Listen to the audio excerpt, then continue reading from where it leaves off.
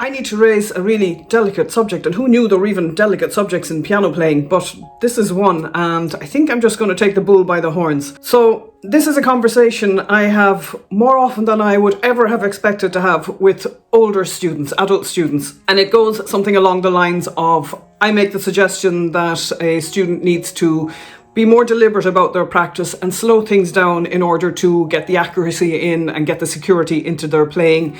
And the answer comes back, Leah, I understand what you're saying about slow practice, but I don't have time for slow practice because I'm 78, 92, 46. And if this is you and you're thinking, oh my God, I've had that conversation with Leah, she's talking about me.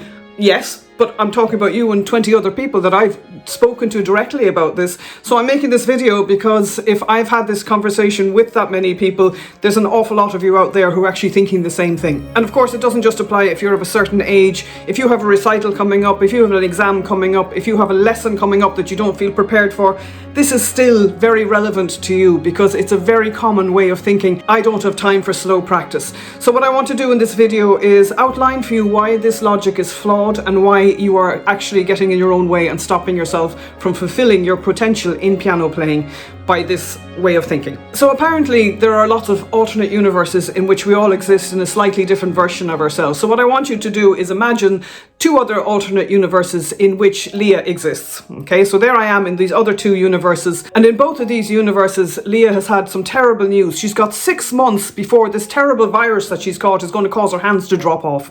So in 6 months' time that's going to be the end of her piano playing. So that fact is the same in both of these universes, but how she responds to that fact is different in both of them.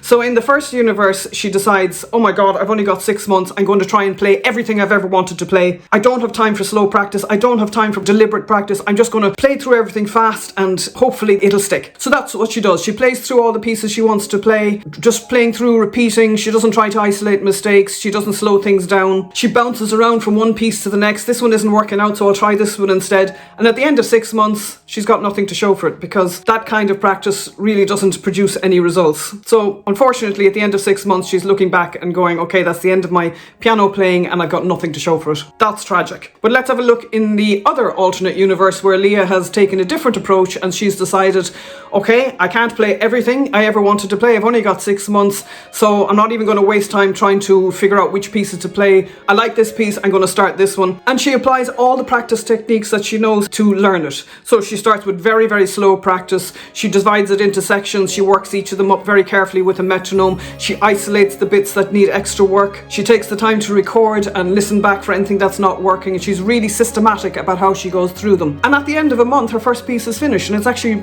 playing really well. So she moves on to another piece. And another, and another. And at the end of 6 months, she's actually got 4 or 5 pieces that she can play really, really well. So the last thing she does before her hands drop off is to record herself playing them so that she has a record for all posterity of the time when she had hands and could play piano. Because the fact is, the rules of how the brain learns don't change to accommodate your panic.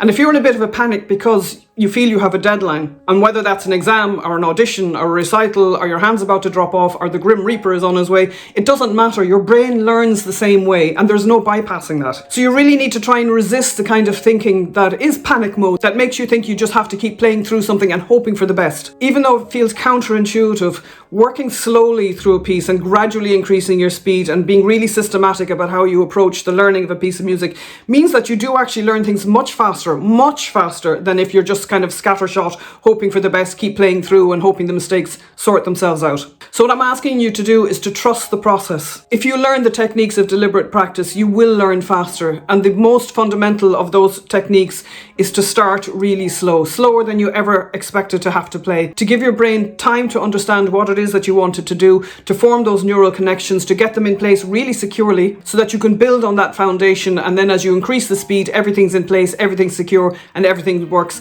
and you can really enjoy playing. And I have a workbook that I'm going to link to in the description of this video that you can download for free, and you can get my favorite practice techniques. If you haven't already downloaded that book, then I invite you to download it now because it's got some absolutely brilliant techniques in it that you can use to help accelerate your learning. And if you have already downloaded that workbook and you've used it and enjoyed it, you might want to take things to the next level and try one of my courses or join the membership and have access to all my courses, all my tutorials. And I guarantee you won't believe the progress you'll make once you're in that community. And as a parting thought, think of Colette Mays, the French pianist who at the moment is recording another album at the age of 108. She's been playing piano for over 100 years, so it doesn't matter what age you are, just keep going until your hands drop off. Okay, so I need a cup of tea and a lie down after that.